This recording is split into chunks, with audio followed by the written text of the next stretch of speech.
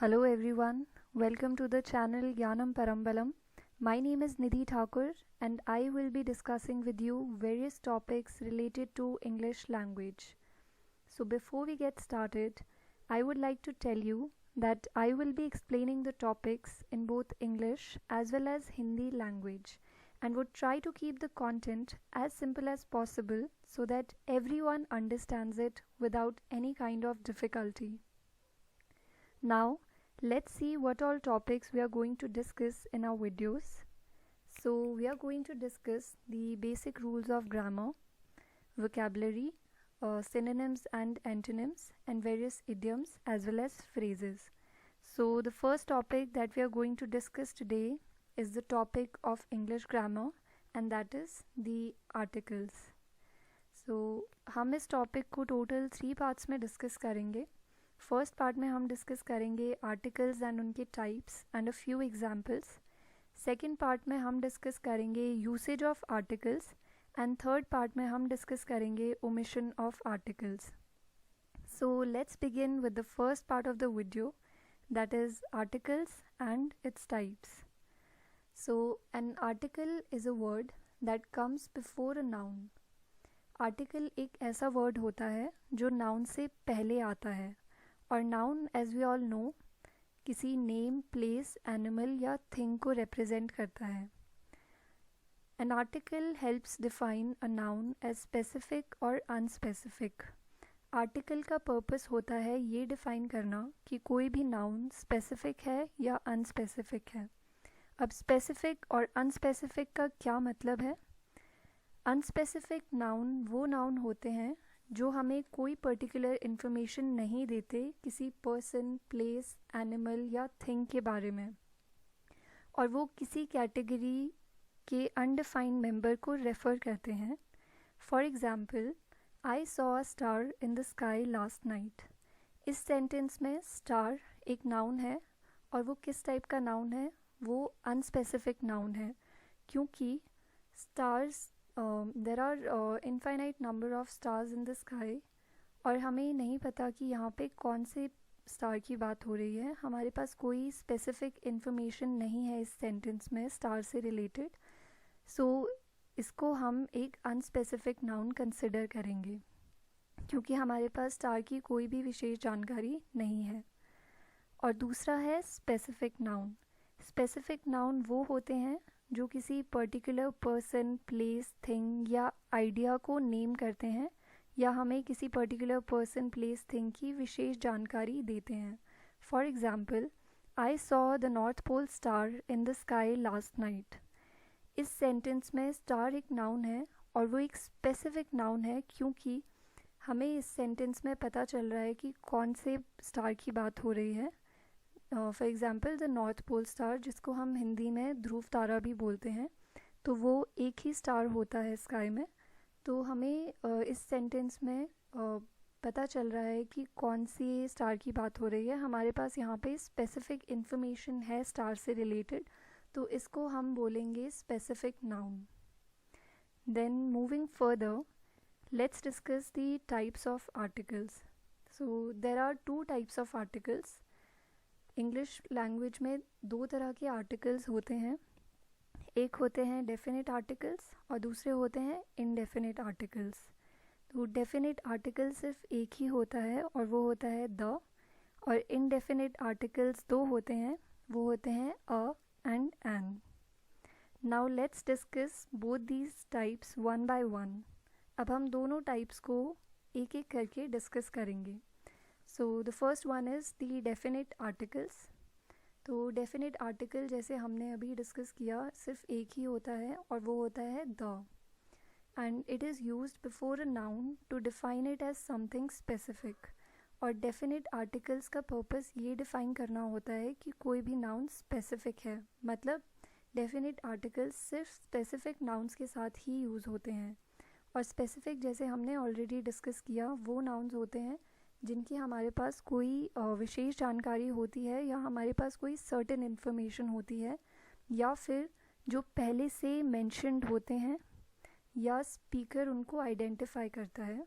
For example, जैसे हमने previous sentence में डिस्कस किया था I saw the North Pole star in the sky last night. इस सेंटेंस में हमारे पास स्टार से रिलेटेड स्पेसिफिक इन्फॉर्मेशन है कि वो नॉर्थ पोल स्टार है. तो किसी पर्टिकुलर स्टार की बात हो रही है. वो एक स्पेसिफिक नाउन है और स्पेसिफिक नाउन के साथ हम हमेशा डेफिनेट आर्टिकल यूज़ करते हैं और डेफिनेट आर्टिकल सिर्फ एक होता है द, इसलिए हमने इस सेंटेंस में द यूज़ किया है. Then let's discuss a few more examples. For example, I am reading the book that you gave me. इस सेंटेंस में book एक नाउन है और वो एक स्पेसिफिक नाउन है क्योंकि यहाँ पे एक पर्टिकुलर बुक की बात हो रही है.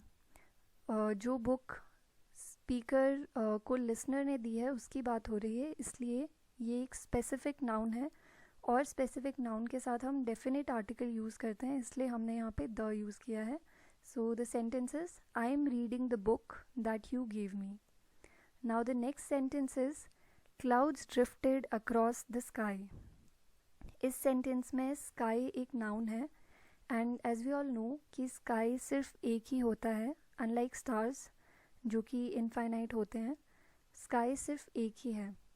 तो जब भी sky word यूज़ होता है उसके साथ हम हमेशा definite article यूज़ करते हैं क्योंकि sky एक स्पेसिफिक नाउन है, इसलिए उसके साथ हमेशा डेफिनेट आर्टिकल द यूज़ होगा. Then next sentence is the freckles on my face. इस सेंटेंस में फ्रेकल्स एक नाउन है और वो स्पेसिफिक नाउन है क्योंकि स्पीकर उसको आइडेंटिफाई कर रहा है कि फ्रेकल्स जो मेरे फेस पे हैं. So the word freckles is an unspecific the specific noun. And with specific noun we always use a definite article, इसलिए हमने यहाँ पे freckles के साथ the को use किया है. Then the next sentence is the breakfast burrito on my plate. तो यहाँ पे भी breakfast burrito एक noun है और वो specific noun है क्योंकि speaker identify कर रहा है कि वो breakfast burrito वो वाला है जो मेरे plate में है. So therefore breakfast burrito is a specific noun और इसके साथ हमने डेफिनेट आर्टिकल यूज़ किया है. Then let's discuss the second type of article, that is the indefinite article. So English language में दो तरह के इंडेफिनेट आर्टिकल्स होते हैं. एक होता है अ और दूसरा होता है an, and they are used before a noun to define it as non specific. और इंडेफिनेट आर्टिकल्स हमेशा नॉन स्पेसिफिक नाउन्स के साथ यूज़ होते हैं. And as we have already discussed, non specific nouns वो होते हैं जिनकी हमारे पास कोई स्पेसिफिक इन्फॉर्मेशन नहीं होती या उनकी हमारे पास कोई भी विशेष जानकारी नहीं होती है. दे आर समथिंग जेनेरिक और something mention for the first time. Generic का मतलब भी नॉन स्पेसिफिक होता है. इसका मतलब है हमारे पास अगर हम किसी कैटेगरी के बारे में बात कर रहे हैं और किसी ऐसी चीज़ के बारे में बात कर रहे हैं जिसकी हमारे पास विशेष जानकारी नहीं है, तो वो नॉन स्पेसिफिक नाउन्स होते हैं और उनके साथ हमेशा इंडेफिनेट आर्टिकल्स यूज़ होते हैं, that is a and an. So for example, जैसे हमने पहले एक एग्ज़ाम्पल डिस्कस किया था, I saw a star in the sky last night. इस केस में स्टार एक अनस्पेसिफिक नाउन है क्योंकि यहाँ पे किसी पर्टिकुलर स्टार की बात नहीं हो रही है और हमारे पास कोई स्पेसिफिक इन्फॉर्मेशन नहीं है स्टार से रिलेटेड.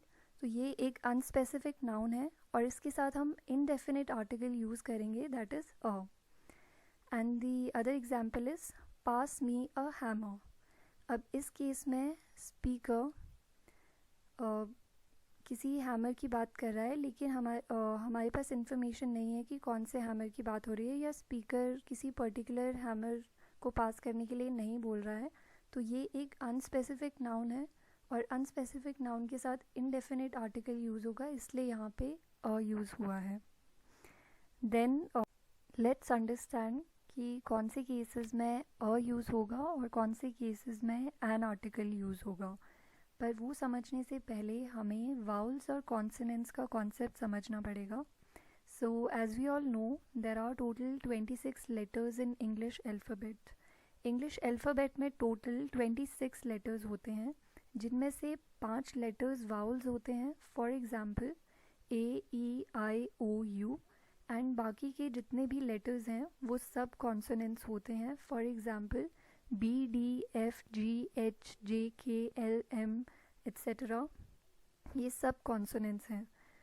तो जितने भी वर्ड्स वाउल साउंड से बिगिन होते हैं और वो अनस्पेसिफिक नाउन है उनके साथ हम एन यूज़ करते हैं, और जितने भी वर्ड्स कॉन्सोनेंट साउंड से बिगिन होते हैं उनके साथ हम यूज़ करते हैं. So let's understand this with the help of a few examples. For example, I had a banana in the morning. इस सेंटेंस में बनाना एक अनस्पेसिफिक नाउन है और वो एक कॉन्सोनेंट साउंड से बिगिन हो रहा है, इसलिए हमने उसके साथ यूज़ किया है. Then the next sentence is I had an apple in the morning. इस सेंटेंस में एप्पल एक अनस्पेसिफिक नाउन है और इसके साथ इसलिए हमने ये एक वाउल साउंड से बिगिन हो रहा है इसलिए इसके साथ हमने एन यूज़ किया है. But the important thing that we need to keep in mind here is कि हमें साउंड पे फोकस करना है, लेटर पे नहीं. क्योंकि अगर हम लेटर पे फोकस करेंगे तो हम करेक्टली आइडेंटिफाई नहीं कर पाएंगे कि अ कहाँ यूज़ होगा और एन कहाँ यूज़ होगा. कई केसेस में करेक्टली आइडेंटिफाई हो जाएगा but not in all the cases because there are a few exceptions. For example, it was an honour speaking to you. इस सेंटेंस में ऑनर एक नाउन है और ये अनस्पेसिफिक नाउन है, तो इसके साथ और ये जो वर्ड है ये एक कॉन्सोनेंट से स्टार्ट हो रहा है. तो अगर हम लेटर के बेसिस पे देखेंगे तो इसके साथ अ आर्टिकल यूज़ होना चाहिए, but instead of using a article we have used an article here. So the reason is कि ऑनर वर्ड एक वाउल साउंड से बिगिन हो रहा है. ओ एक वाउल साउंड होती है, इसलिए हमने इसके साथ एन यूज़ किया है and not a. Then the next sentence is we have an hour before the movie starts. इस सेंटेंस में आर एक अनस्पेसिफिक नाउन है और ये भी एक वाउल साउंड से स्टार्ट हो रहा है, इसलिए हमने इसके साथ एन यूज़ किया है. Then the next sentence is I went to a university. अब यूनिवर्सिटी एक नाउन है और अनस्पेसिफिक नाउन है क्योंकि यहाँ पे किसी पर्टिकुलर यूनिवर्सिटी की बात नहीं हो रही है, तो ये एक अनस्पेसिफिक नाउन है और ये एक वाउल से स्टार्ट हो रहा है. तो अगर हम लेटर की बेसिस पे देखें तो इसके साथ एन यूज़ होना चाहिए, but we have used a with it because university एक कॉन्सोनेंट साउंड से बिगिन हो रहा है. यह एक कॉन्सोनेंट साउंड होती है, ना कि वाउल साउंड होती है, इसलिए हम साउंड पे फोकस करेंगे और लेटर पे नहीं. और साउंड के बेसिस पे यूनिवर्सिटी के साथ हम यूज़ करेंगे क्योंकि यूनिवर्सिटी एक कॉन्सोनेंट साउंड से स्टार्ट हो रहा है. Then the next sentence is it's been a year since we last met. इस सेंटेंस में ईयर एक नाउन है, अनस्पेसिफिक नाउन है और ये एक कॉन्सोनेंट साउंड से बिगिन हो रहा है, इसलिए हम इसके साथ अ यूज़ करेंगे. एंड एक बहुत इम्पॉर्टेंट पॉइंट जो हमें माइंड में रखने की ज़रूरत है वो ये है कि आर्टिकल्स को हम एडजेक्टिव्स भी कंसिडर करते हैं, क्योंकि आर्टिकल्स की तरह ही एडजेक्टिव्स भी नाउन्स को डिफ़ाइन या मॉडिफाई करने का काम करते हैं. For example, she is a cheerful girl. इस सेंटेंस में गर्ल एक नाउन है, चीयरफुल एक एडजेक्टिव है और अ एक आर्टिकल है, और दोनों अ और चीयरफुल नाउन को डिफ़ाइन करने का काम कर रहे हैं, इसलिए हम आर्टिकल्स को एडजेक्टिव्स भी कंसिडर करते हैं. पर दोनों के बीच में एक डिफरेंस है कि एडजेक्टिव्स पार्ट्स ऑफ स्पीच का पार्ट है, लेकिन आर्टिकल्स को हम पार्ट्स ऑफ स्पीच का पार्ट कंसिडर नहीं करते हैं. And parts of speech total 8 होते हैं. For example, nouns, pronouns, adjectives, adverbs, verbs, interjections, conjunctions, etc. And we will discuss all of them one by one in our upcoming videos. But right now the only thing that you need to remember is कि articles को हम adjectives भी consider करते हैं, पर दोनों के बीच में ये डिफरेंस है कि एडजेक्टिव पार्ट्स ऑफ स्पीच का पार्ट है पर आर्टिकल्स पार्ट्स ऑफ स्पीच का पार्ट नहीं है. And with this we come to an end of the first part of our video. Thank you so much for watching it. I will see you very soon with the next video. Thank you.